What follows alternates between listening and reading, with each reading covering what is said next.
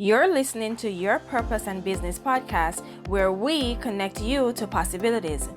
I'm your host, Raquel Walters, a two-time best-selling author, millennial speaker, corporate trainer, advocate, and clinical social worker at heart. Your Purpose and Business podcast will connect you with everyday successful people who will share their impactful stories, insights, challenges, failures, and triumphs on how they're navigating the working world, whether by climbing the 9-to-5 corporate ladder or starting, growing, and scaling their business. So grab your pen and notebook because you'll want to implement the nuggets and tools, strategies shared in every episode. Class is in session. Hello, everyone, and welcome to another episode of the Your Purpose and Business podcast. My name is Raquel Walters, and I am so thrilled to be interviewing Dr. Natacha Simon-Christie. So let me tell you a little bit about Dr. Natacha. So Dr. Natacha, for over 20 years, she has established herself as a veteran in healthcare, specializing in anesthesiology. Known for her bedside manner, Dr. Simon-Christie leveraged holistic assessments and specific actions to move patients from disease to healthy, helping them achieving favorable results, which ultimately changed the trajectory of their lives. Not a stranger to achieving her own ambitious results, Dr. Simon-Christie applied the same methodology to help herself push past challenges, take the wheel, and crush every goal. As colleagues and other professionals sought her wisdom, she realized that her technique was structured properly. It could be applied to anyone in any situation. This inspired her to start her career empowerment business to share her goal achievement expertise and teach professionals how to set and achieve their goals to build the life they want. Known for her candid, no nonsense, wrapped in love approach, Dr. Simon-Christie has expanded her coaching services to help ambitious, career driven moms learn how to create a fulfilling career plan, set ambitious goals, break through any ceiling, and achieve their greatest impact. Dr. Natacha, I welcome you to Your Purpose and Business podcast. How are you doing tonight? I am doing well. Thank you for having me. I appreciate this a lot. You're very welcome. And so I always ask my guests, Dr. Natacha, tell us one thing that's not in the bio. Your bio is beautiful, but for those who they just want to know a little bit about you, like tell us something that you want to share about yourself. Sure. I have 2 kids that are still in the house, but I am a grandma. Most people know that. Wow, that's amazing. You look amazing. So you're a glamour because you're so young, you're glamour. I have all these names now, but yes, I do have the next generation of Christie Awesome. Here on this earth today. And it makes me even more excited for what the world is going to bring for this little one. Yes, amazing. So, Dr. Natacha, I love your bio. You have been in the healthcare field, specializing in anesthesiology for over 20 years. Wow. That is impressive and amazing. I mean, without anesthesiology, I mean, you deal with the pain, you help manage pain, and tell us a little bit more. How was it that you I don't know if you fell into the field, if it was a purpose of yours? Tell us a little bit more about how it is that, or what stroke your interest, I should say, to become an anesthesiologist, nurse practitioner. So I have been in nursing since I was probably 18, 19 years old. I come from a very strong healthcare background in my family. So there were always people in healthcare. And when I went to school, I said I wasn't going to do that. I was not going to be in any kind of healthcare at all because I never saw these people. They're always on call. They always have to go back to the hospital. Somebody always has to do an extra shift. I said, I'm not doing that. And I went to school for psychology. And one of my friends was in the nursing program. And I had to study a different group, and I chose to study nurses, and I fell in love with it. Wow. Fell in love with it, and I said, okay, this is what I want to do. I want to help people. As a teenager, I thought I was going to be a nun. So somewhere along the line, I always thought, oh yeah. Wow. That's for a different podcast. Well, yeah. What a fast. Wow. But go on, carry on. And Sorry. so in nursing, I wanted to do more. So I started off in geriatrics and I felt I needed to do more. And I went to the floor and I felt I needed to do more. And I went to the ER, and the ER was wonderful, but it was so busy that I felt that I wasn't connecting as much as I wanted to with my patients. And so I went back and got my master's in anesthesiology and my doctorate. And there it's one-on-one with Mhm. the patient. It was one patient at a time. And what I found was patients were comforted by my smile, by the eye contact. And could only talk to them for maybe 4 or 5 minutes, right, before they went off to sleep. So I had to learn to get someone to trust me in a very short amount of time.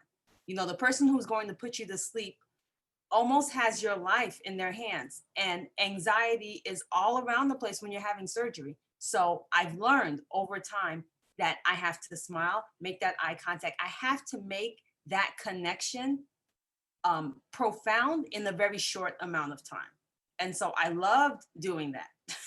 I reveled in it because I wanted my patients, I want people to know that they matter. You know, Mhm. they would say, oh, Dr. Natasha's in there. That's her VIP, because all of my patients are VIP, because we're Yeah. all very important. And I would always say that over and over again. If they came and they said, oh, this person, I said, doesn't matter. All of my patients are VIPs because all of my patients matter. Yes. So And from time to time, you know, you, when you're in healthcare, you do get that sense where nobody wants to be there. No one wants to be there. We're living still through COVID times in the pandemic. We see the struggle. Nobody really wants to be in the hospital. Everybody wants to be healthy, right? So when their health is on their mind, it causes a lot of anxiety, a lot of what if, what if, what if, you Mhm. know? Mhm.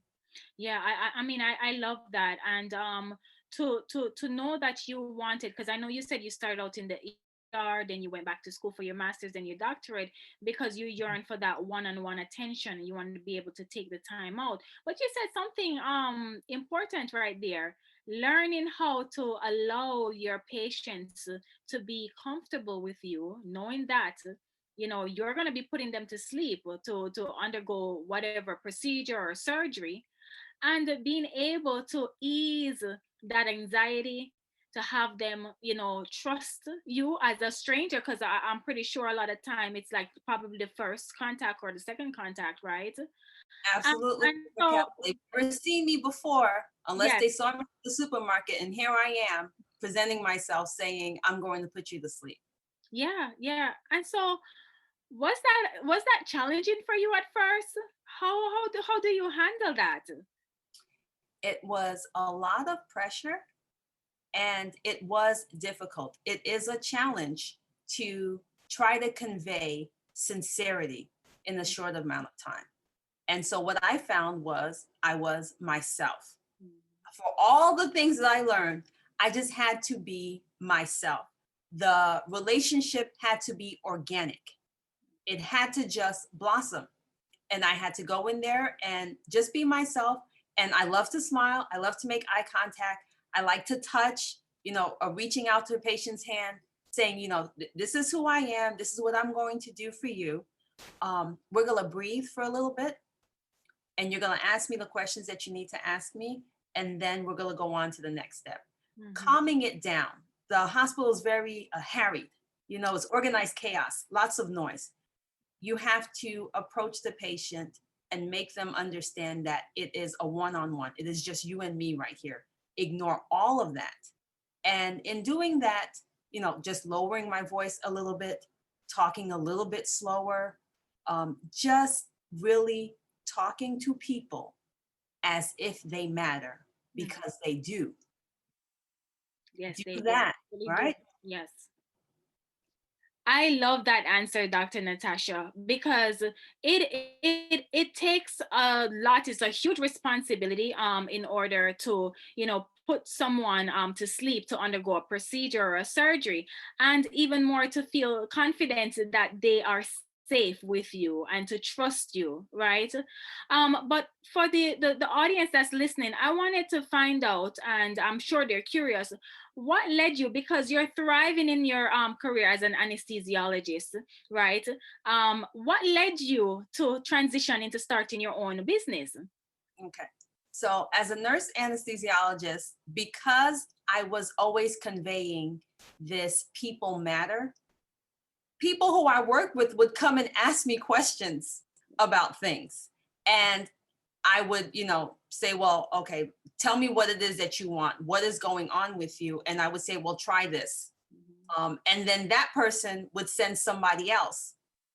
And that person would come and say, listen, I'm thinking about switching jobs. I'm thinking about going back to school. I'm not really happy. What do you think I should do? And I would say, okay, what is it that you really want to do? Go do a couple of these exercises, come back to me, and I'm going to tell you the first thing that you need to do. And then that person would send someone else. And I would do this, as I'm working. Wow. And I would hear people say, oh, go ask Dr. Natacha. She's probably going to get you on the right track. Over and over and over again, from a very young age, in my early 30s, people were constantly asking me, what is it that you think that I should do? Because, I'm unfulfilled. And somewhere along the line, I got a tap on the shoulder saying, you're doing this and you're answering phone calls and people are text messaging you more than you're doing your work. There's something here. Right. As a mom, as a wife, there are things I'm juggling all the time. But I always found the time to say, you know what? She asked me about this. Let me go figure out if I can solve that problem. That came naturally to me. I wanted to help. And doing that over and over and over again, anesthesiology, I love, but the purpose of that was probably to lead me to where I am now. Right. I feel like when we talk about purpose, all of us have the same commonality in our purpose, and it's to change the world, right? To leave the world a better place. And we just have different approaches to that. And I find that I am always trying to change the world, leave it a better place through being a mom, through being a wife, through being in healthcare, and now through entrepreneurship with my moms. They're all part of my purpose. They all lead me to leave the world in a better place. And I'm doing them all at the same time. Some of them seemed more seasonal. I love my kids, but when they're smaller, it was more hands-on about, I want to show them what a household should feel like, love should feel like, so that they can go out as citizens of the world and share that love. I want to show them how you build a community by having a community at home. We do these things. That's part of my purpose. In healthcare, it's to comfort and ease the anxiety of my patients going in for surgery. Because if they can be less anxious about it, they'll have better outcomes. It becomes an easier, smoother ride. That's part of my purpose. As a woman, I fight for gender equality. I believe in equal pay for equal work. Yes. That's one of my purposes, right? Why should you get paid more than I do because you're a man and I'm a woman? That's not right. So now in entrepreneurship, my purpose is to take these women who love their families, but also want to move forward in their career and help them make that transformation. It's where I am, it's where God has led me to. And I will do this until I tack on something else. We're human beings, we're very dynamic. The end purpose is to change the world, to leave it better than the way I found it. And so I do all of those things with that same commonality. We all do. Yeah, and I love the way how you define your purpose, because a lot of times it's challenging to identify for a lot of people, what is my purpose? They keep asking that question, what's my purpose? What's my purpose? But I believe that you have defined it so beautifully. You said your purpose at work is to help ease the anxieties of your patients going into the surgery. Your purpose as a mom, is to help, your children to grow and thrive in this world and to teach them right from from wrong, right? And to help support them in all their endeavors. Your purpose as a wife, is to love upon your husband, and to do the things that is going to assist your marriage to flourish, right? And your purpose, helping, career moms, how it is that they can, rediscover themselves. And I just love how you are able to categorize your purpose, because a lot of people think that your purpose is only one thing when it's not, because, like I love to say, we are multifaceted human beings, but for some reason we don't think that way. We think very, we have this tunnel vision, like, oh, this is all I'm supposed to do, when that is furthest from the truth. Yes. So tell us, Dr. Natasha, tell us a little bit more about your business and how it is that you help these women. So, in my business name is NSC Productions, and I am the career empowerment strategist. And what I do is I walk my women through step by step their mindset to figure out a plan that they can implement and execute. I am there to help them. I don't do it for them. These are things that they've always wanted to do, and I cultivate time and curate it so that they can go through step by step to figure out, oh, okay, this is what I truly want to do. And this is how I can do it. We always hear about you should be doing this, you should be doing that, and nobody tells you the how. It's the how that's part of your action plan that gets you to that success.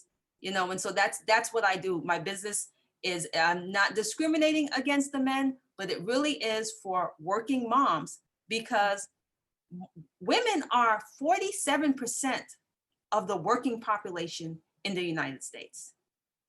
Okay, Yes. that's almost half. Of those 47%, 70% are moms. 70% are moms. So that's a lot of women who are working, but not at their full capacity, who want more and just are too afraid, shy about speaking up, quieting their voices because they feel like it's just easier, and I don't want to ruffle any feathers if I just sit here and continue doing this work. Meanwhile, you are unfulfilled. You are Right. unfulfilled, and you go home and you kind of think, is this it? You have these questions about, is this what I'm going to do? As you watch your kids that you have raised so beautifully become more independent, right? Your husband has tons of hobbies and his friends and all these things. You're doing everything. You know everyone's favorite color. You know everyone's favorite meal, right? You know where everyone has to be. And then when it comes to you and your career, you're stagnant. And it happens gradually. It doesn't happen all of a sudden. It's little by little. You say next year, next year, next year. Okay, as soon as the kids reach here, I'll do it then. As soon as the kids reach here, I'll do it then. As soon as my husband gets his promotion, then I'll work on this. And all of that really is nonsense, because you are already enough. You can do it. All of those titles that I have don't mean anything because I was born enough. Whether I was going to become someone's wife, somebody's mom, grandma, anesthetist, anesthesiologist, or career empowerment strategist, it didn't matter. I was always enough. And so I try to show that to these women, that you are already enough. You're already enough. Just start. Clear your mind of all of this "you're a mom now" talk, as if you don't matter, as if everything else matters except you. That is not how God designed this thing. Right, right. I've heard those constant cries. I've even seen it with, my own family. Within my family, I've seen it amongst, my colleagues. And it is a known thing that us women, I believe it's because we have that innate caregiving, I don't know, what it is that we just believe that we need to put others first and put ourselves last. And I know it's out of love, it's all out of love, but I love what you said. You can find, joy in doing things for yourself, but and also, making sure that other things are taken care of, whether that be your family, whether that be another loved one. I'm not sure, but whatever that is, you can put yourself first and stop putting things on hold. I love that. I just wanted to ask a question, Dr. Natasha. Did you always had that awareness, or you had to No. go through your experiences Oh, to realize oh no. I that? didn't always have Yeah, that awareness. yeah, I will not sit there and tell you I was born like this. No. yes, Um, I got those same messages. You're a mom now. I'm in a demanding field. Um, yes. Nurse anesthesiology is more men than women. So Hmm. automatically you're like, okay, because the hours are crazy. But I started to hear, you're a mom now, you're a mom now, you're a mom now. And initially I fought it. And then it became surround sound. That's all I heard. And then I buried what I wanted to do deep inside. Hmm. And I said, okay, fine. Since everybody else is saying I'm a mom now, let me just go on and be this mom. And denial works for a while. Mm, It works for a while, but it is unsustainable. And yes. as I watched my kids learn and live their own individual lives, something was tapping me saying, you've got to do more than this. You've got to do more than this. My own voice started to become louder than anyone else's. And I said, I have to do something about this now. I had an incident probably in 2014. Hmm. My daughter was sick at school and they called me, and I was the only person working in the center. And so I could not leave. Hmm. And by the time I left, school was out. She was still sitting there with the nurse. And I remember that I felt so bad. I felt like the worst mom ever, that I should not have had these kids, that this is ridiculous. I felt terrible.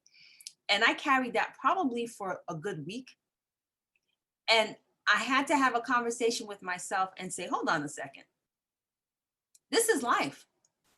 I still love her. I didn't want her to wait, but dad wasn't available either. He's not walking around with all this guilt. The whole list of emergency phone calls that I have of people to call, nobody could reach at that particular day. No one else is carrying this guilt except me. Why am I being so hard on myself? Where is my own grace? Why am I doing this to myself? How could one incident make me a bad mom? The fact that I was thinking that I was a bad mom should have already showed me that I wasn't.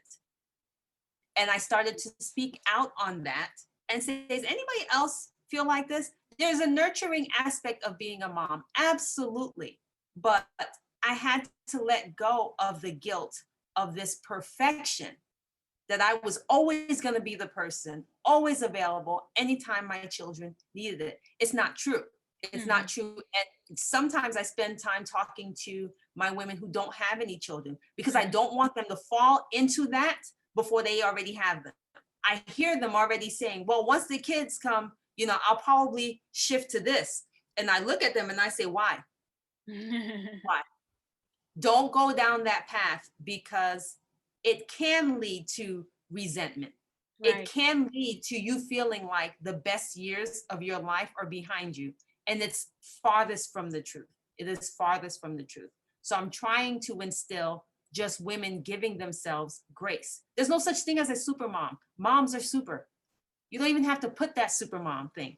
I Anybody love who thinks about their mom, you're like, how did she do it all? Like, this is too much. And we're not honest enough with other moms and women to say, listen, it's a lot. You're going to need some help. You're going to need to ask for help. If you ask for help, you probably will get it. But trying to hold on to everything and put it on your shoulders as if you are the only person, you're going to drown. You're going to drown. right. And it's unnecessary. And I think culturally too, and socially, we have been, conditioned to believe that, once you're a mother, And even if you're not even a mother, as females, we have responsibility to care for everybody else, whether that is your dad, your brother. You know, I don't believe that men have that pressure, and especially when you're a mom. I'm not a mom yet. However, I have been observing my own, siblings and my friends and my colleagues, and I hear the same cries, Dr. Natasha. Oh, I don't have enough time to do XYZ, and I got to put myself last. And even if I have these aspirations, I don't think it's going to be possible because I have to focus here on my family, which, I have to be honest with you. That's one of the things that scares me, because I'm trying to plan out, okay, when I eventually have my children, what that's going to look like for me, and how it is am I going to be able to not balance, because I don't believe in balance, but put my focus where it's needed, at the right time. And so, it's empowering and encouraging to hear you are saying to these career moms that no, you pretty much can have it all. It's just a matter of how it is that you focus in and handle it on the day to day, and not necessarily giving up your own hopes and dreams, because as you said, pretty much you don't want that resentment. You don't want to have those resentments. For me, I don't want to be miserable, so I have to make sure that I'm living up my life to the best of my abilities. And I know that for many women that's listening to this, whether they are mothers already or who are looking to become moms, I know that this message is so super encouraging for them. And so, Dr. Natasha, tell us if there is a, one or two tools or tips or strategies that you can lend to, working moms, or women who are aspiring to be mothers but are also professionals, and for the ones also who want to build out a business of their own. Tell us how it is that we can start the first steps to navigate, doing all of these things. That question makes sense? Yes, it does. The Yeah. first thing you have to do is commit to doing it. Mm-hmm. Okay. You have to commit. You have to tell yourself you've had enough of the way you were living and that you will not live like that anymore. And just to piggyback on what you said, Mm-hmm. we live our lives in seasons. If you have a 6-month old, of course you're busy, but that's seasonal. Ask for help. That's my number one tip for moms. We don't ask for help because we think there is some shame attached to it. There is no shame attached to asking for help. Way back when in our culture, we never lived this far away from our families. You've heard it takes a village to raise a child. We lived in close communities. So we had the help. It was automatically built in. We don't have that anymore. We have to ask for it. Right. Yeah. Right. For Right. any woman who's trying to build their career, really, mindset is one. Tell yourself, have a conversation with yourself. You talk to yourself more than you talk to anyone else on this earth.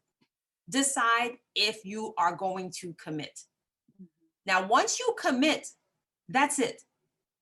No matter what hiccup comes, because the hiccups are coming, the struggles are coming, remember that you committed to this journey. The journey is not easy, but the journey is your journey on your time. So don't look at anyone else's timeline as to how long it took them to do anything. It doesn't matter for you. You've decided that, you know what, I want to move up the corporate ladder. You've decided that I want to be an entrepreneur. You've decided that I want to run my own business. I want to own my own business. I want to be a CEO. That is awesome. You've committed. Step one is to recommit yourself every day to that, because that is what you said you wanted to do. Ignore the hiccups. Ignore how quickly you think someone else is going. Do not compare where you are to where someone else is. It is the fastest way to just burning up, because you're just like, I don't understand how they're getting all these things done. I can't get anything done. Very true. Mm-hmm. Mindset, you decide on one thing that is super important to get today. You only have to do one thing, whether it's you're moving up the corporate ladder, or you want to try out and fix your resume, or you want to start your own business, what you're going to do is do one thing for that purpose a day, just one. Do not do the 3 things, the list of to-do things. All it does is create overwhelm. And when you are overwhelmed, you push away from it. Right. As So soon as you become overwhelmed, you push away from it. So it's mindset, one thing for your business or endeavor a day. And I have every woman that I know block out 3 hours of time a week for self-care. I Pull love out it. your phone, your iPad, put it in your calendar. I don't care what you do with those 3 hours, but it is not for business. It is not for the house. It is not for your husband. It is not for anything else but for you. If you need an extra long nap, that's the time. If you need a massage, that's the time. Your eyebrows need to get done, that's the time. 3 hours blocked together. Understand that if you do not build these boundaries, you don't live the life that you want. Mm-hmm.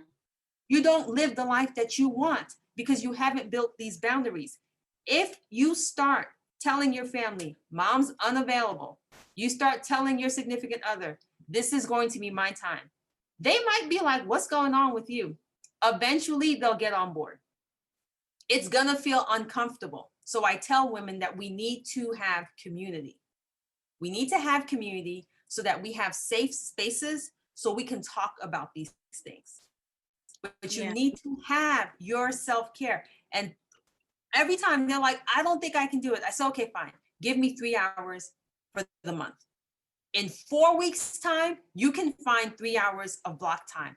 Put it in the way you would put the dentist appointment, the way you would put the pediatrician's appointment, the way you put in your oil changes. Put it on your schedule. Make it a priority for you.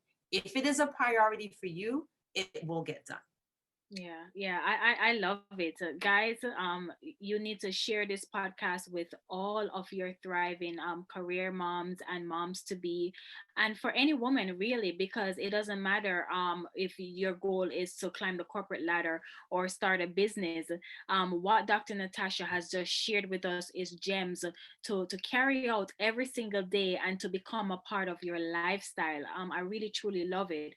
So, Dr. Natasha, tell us how it is that these women, career women who are seeking more to rediscover themselves, how it is that they can contact you and work with you, and if you have any courses or online programs coming up, please do share on this platform with us. Okay. So I have my own website. It's natachasimonchriste.com. All together. On there, I do a career lab once a month.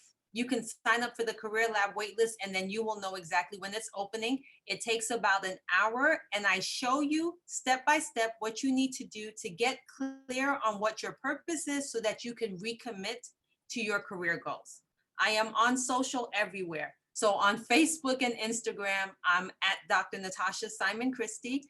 I have a YouTube channel, all kinds of free content that any woman can use. It's about organization, it's about strategy, it's about career gems, it's about tips and tricks, everything that you need to get more harmony in your life. You know, we're not looking for balance anymore. We already know balance means something looks like it's not quite, and you want everything to be even. We're human beings. Nothing is even on us. Okay. So we do things cyclic in harmony. And so sometimes it's time to spend more time with family. Sometimes it's time to spend more time on your work goals, whatever it is. But you can find me on YouTube at Dr. Natacha Simon-Christie. I'm on Twitter and Clubhouse at Dr. Simon-Christie.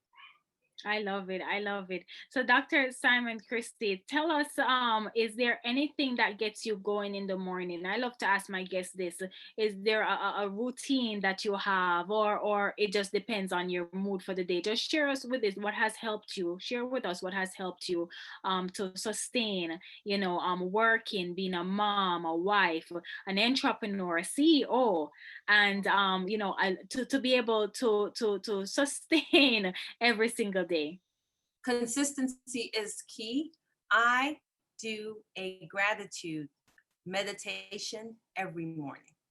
It's gratitude manifestation And it lets me, once my eyes wake up, I start saying, thank you.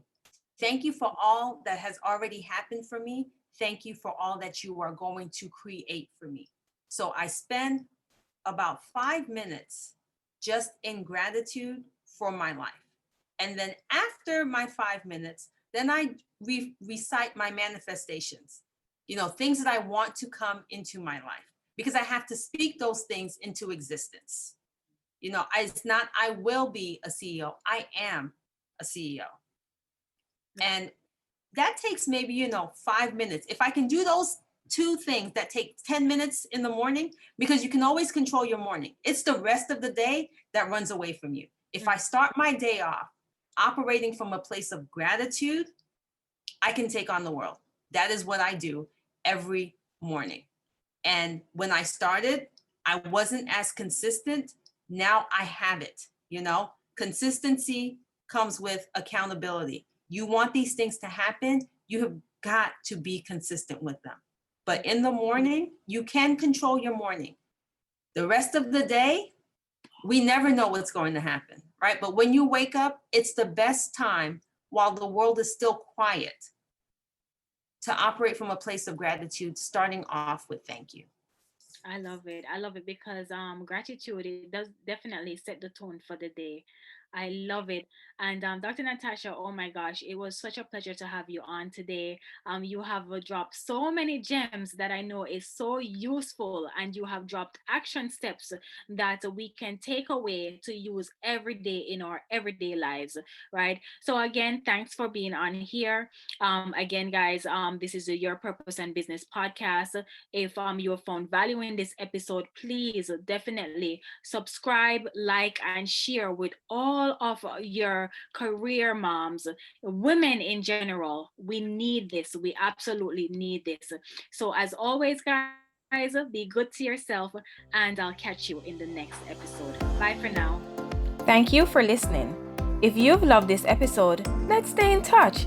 Head over to raquelwalters.com and subscribe to my email list so that I can send you updates on new episodes, exclusive motivational nuggets, and insider knowledge that's only shared when you join our community.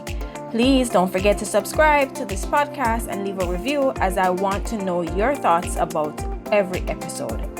Follow me on Instagram at Your Purpose and Business Podcast. And remember, your life is beautiful, and this is a part of your journey. So embrace it. Speak to you soon.